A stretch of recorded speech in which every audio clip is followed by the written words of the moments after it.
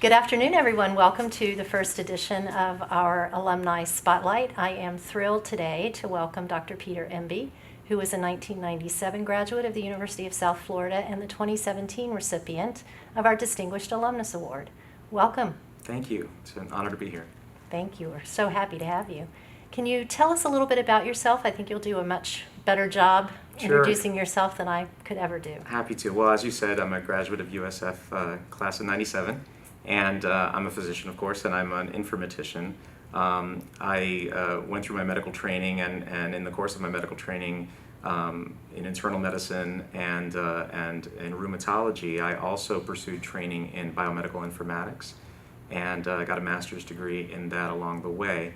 That led to a series of opportunities in my career that culminated in my current role. I'm the president and CEO of the Regenstrief Institute, which is an applied research institute in Indiana that focuses on a number of areas, including informatics, health services research, and aging research. And I lead that now. Wonderful, very interesting. So tell me what you see as perhaps the pinnacle of your career. What do you see as your greatest accomplishment? Well, it's hard to pick because I've had so many great opportunities to work with so many great people along the way. I would say in the area of informatics, some of the work that I and my colleagues have done on how we can leverage electronic medical records to improve care and to improve research, in particular how to improve the conduct of research through practice and be able to create a learning health system is what we've really focused on. And it's very exciting to be working at that intersection point of informatics and medicine and trying to determine ways that we can actually create a system that learns from every patient and continues to drive advances in medicine even as we're taking care of our patients. Terrific. The other question I wanted to ask you is actually in all of the successes that you've had, I'm sure you've faced challenges.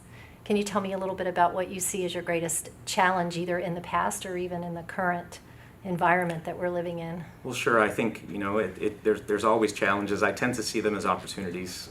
We certainly are challenged inherently working at the cutting edge of trying to figure out how are we going to create the sort of health systems of the future and create a learning health system. There are inherent challenges in how we intersect a lot of the kinds of opportunities we have with health IT and computer science to actually get improvements in care while not getting in the way of what we really are there to do, which is to take excellent care of our patients and be able to actually help people be healthier.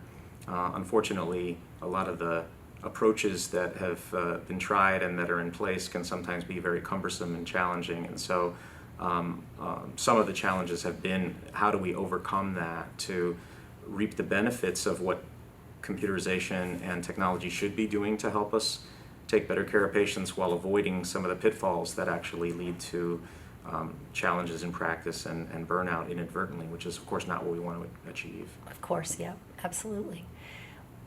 What can you tell me about USF and what you took away from your education at USF that has contributed to your career or that you're most proud of? Well, the foundation of my career really started here. And actually, my first introduction to both rheumatology and informatics started at USF when I was a medical student. So Dr. Fabry's elective in medical informatics when I was a fourth-year medical student really introduced me to that term.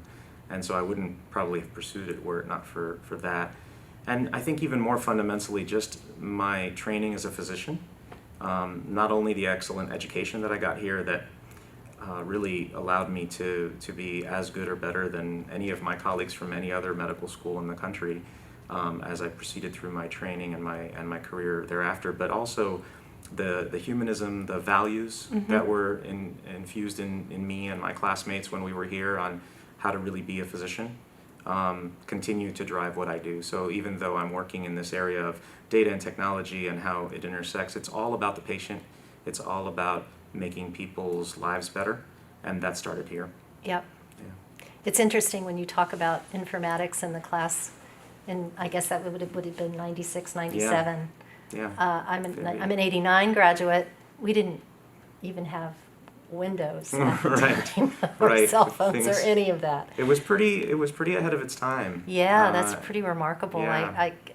Here's another one of those times that I wished I'd been born a little bit later because I would probably be further ahead. Sure. So what do you do to charge your batteries? What do you do for fun or to sort of... You know, one of my great loves is music, so I actually, whenever I get a chance, I try to catch some live music. Every year I go down to New Orleans with the kids and go to Jazz Fest, and I'm going to do that again here toward the end of the month, as a matter of fact. Yeah, on my bucket list. Yeah, it's great. Yeah. I highly recommend it. Awesome, Yeah. awesome. Anything else you'd like to say to the folks that will be viewing this, whether they're medical students or alum or community members? I would just say that I've found that the training that I got here and the foundation that was laid at USF prepared me, again, as well or better than any of my colleagues from any other school in the nation. And I couldn't be prouder to be a graduate of USF. Wonderful. And we couldn't be more proud to have you as a Thank you very graduate. much. Thanks so much, and congratulations on the award. Thank you.